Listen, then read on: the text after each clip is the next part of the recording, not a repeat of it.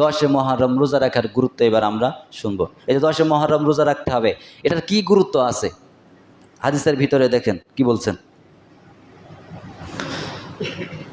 আল্লাহ নবীর স্ত্রী আমাদের মা আম্মাজান হাফসা রাদিয়াল্লাহু তাআলা আনহা তিনি বলেন, বিশ্ব নবী সাল্লাল্লাহু আলাইহি ওয়াসাল্লাম 4টি কাজ কখনো ছেড়ে দেননি, 4টি আমল কখনো ছেড়ে দেয়নি। বলেন কয়টি আমল?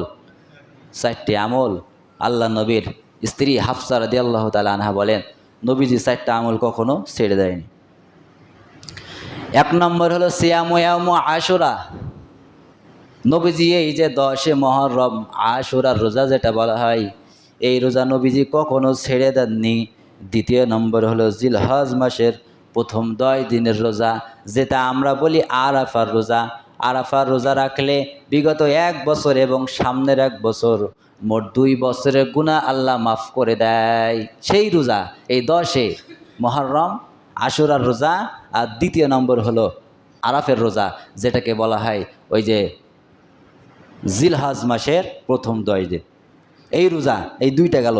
3 নম্বর হলো বিশ্বনবী সাল্লাল্লাহু আলাইহি সাল্লামের স্ত্রী হাফসা রাদিয়াল্লাহু তাআলা আনহা বলেন, 3 নম্বর আমল নবীজি কখনো ছাড়তেন না, সেটা হলো প্রতি মাসের আরবি মাসের 13, 14, 15 এই 3টা রোজা আল্লাহর নবী কখনো ছেড়ে দেন নাই।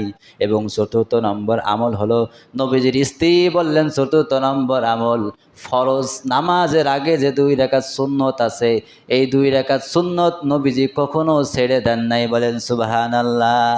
ফজরে 2 রাকাত ফরজ নামাজের আগে যে 2 রাকাত সুন্নত আছে, এই যে আমলটা নবীজি কখনো ছেড়ে দেন না। এই আমলটা খুবই একটা গুরুত্বপূর্ণ আমল, এটা আমরাও যেন ছেড়ে না দিই। মহান আল্লাহ তাআলা আমাদের আমল করার তৌফিক দেন, বলেন আমিন।